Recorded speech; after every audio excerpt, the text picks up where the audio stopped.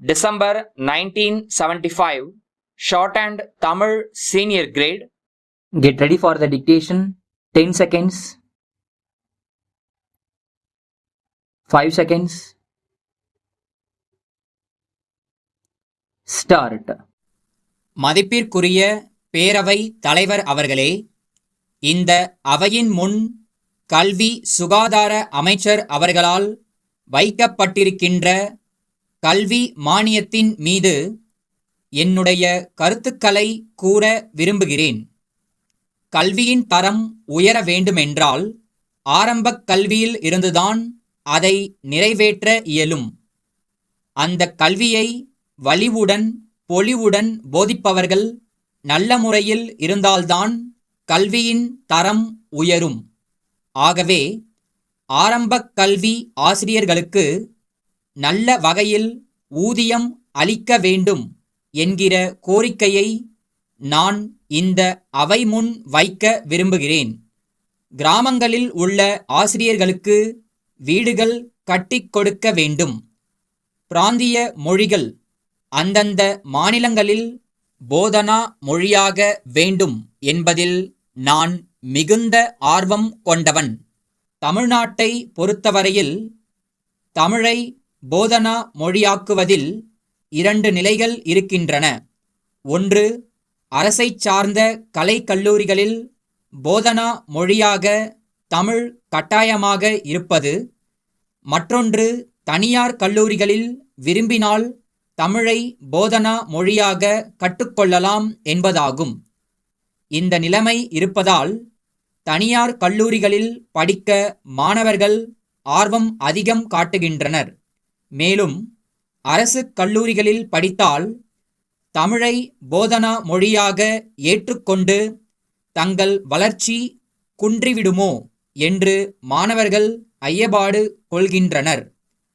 மாணவர்கள் தமிழை போதனா மொழியாக எடுத்துக்கொண்டால் அவர்களுக்கு அரசு துறையில் உத்தியோகம் இருக்கின்றதா என்றால் அரசே அவர்களுக்கு எந்த துறையில் வேலை அளிக்கலாம் என்று யோசித்து கொண்டிருப்பதாக கூறப்படுகிறது. அரசே இப்படி அவர்களை இரண்டாந்தர மாணவர்களாக கருதினால் தமிழ் போதனா மொழியாக வளர்வது எந்த வகையில் முழுமையாக சாத்தியமாகும் என்பது எனக்கு விளங்காமல் இருக்கிறது. ஆனால் நான் உறுதியாக சொல்வேன், இந்த தலைமுறையில் இல்லாவிட்டாலும் அடுத்த தலைமுறையிலோ அல்லது ஒரு நூற்றாண்டு காலத்திற்குள்ளோ தமிழ் ஆட்சி மொழியாக போதனா மொழியாக நிச்சயம் வந்துதான் தீர வேண்டும். கல்வித்துறை மூலம் இந்த அரசாங்கத்தால் வெளியிடப்படுகின்ற புத்தகங்களில் பல பிழைகள் இருக்கின்றன.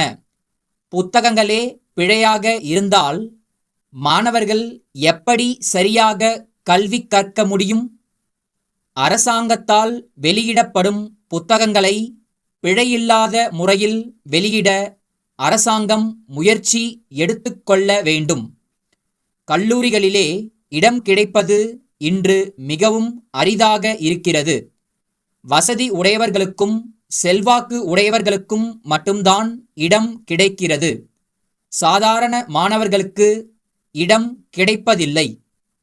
இதையெல்லாம் அரசு கருத்தில் கொண்டு அனைத்து கல்லூரிக்கும் மாணவர்களை தேர்ந்தெடுக்க ஒரு குழு ஒன்றை நிறுவி ஒவ்வொரு கல்லூரிக்கும் தேவையான மாணவர்களை தேர்ந்தெடுக்க வேண்டும் என்று கேட்டுக்கொள்வேன். மாணவர்களின் பொது அறிவு வளர நூல் நிலையங்கள் மிகவும் அவசியம். அதற்கு இன்றைக்கு இருக்கும் நூல் நிலையங்களின் எண்ணிக்கை போதாது. பெரிய அளவில் பணம் ஒதுக்கி கூடுதலான நூல் நிலையங்களை அமைக்க வேண்டுமென்று உங்களை கேட்டுக்கொள்கிறேன். சென்னை பழனியப்பா கூட்டமைப்பினால் பாலாஜி நிறுவனம் மதுரைக்கு 1977 ஜனவரி 4 அன்று அனுப்பப்பட்ட கடிதம். அன்புடையீர், நாங்கள் புதிதாக தயார் செய்துள்ள சோப்புத்தூள் மாதிரி பொட்டலம் ஒன்றை தனியே தபால் மூலம் அனுப்பியுள்ளோம் என்பதை மகிழ்ச்சியுடன் தெரிவித்துக் கொள்கிறோம். மக்களின் நீண்ட நாள் தேவையினை கருத்தில் கொண்டு எங்களின் ஆழ்ந்த ஆராய்ச்சியின் பயனாய் இதை தயார் செய்துள்ளோம். இத்துடன் இணைக்கப்பட்டுள்ள பட்டியலில் இருந்து இந்த சோப்புத்தூளின் சிறந்த அம்சங்களை நீங்கள் அறியலாம். இது சிக்கனமானது, சீக்கிரம் நீரில் கரையக்கூடியது, எல்லா துணிகளையும் எளிதில் வெளுக்க வல்லது, மேலும் துணிகளின் நீண்ட உபயோகத்திற்கு உதவுகிறது.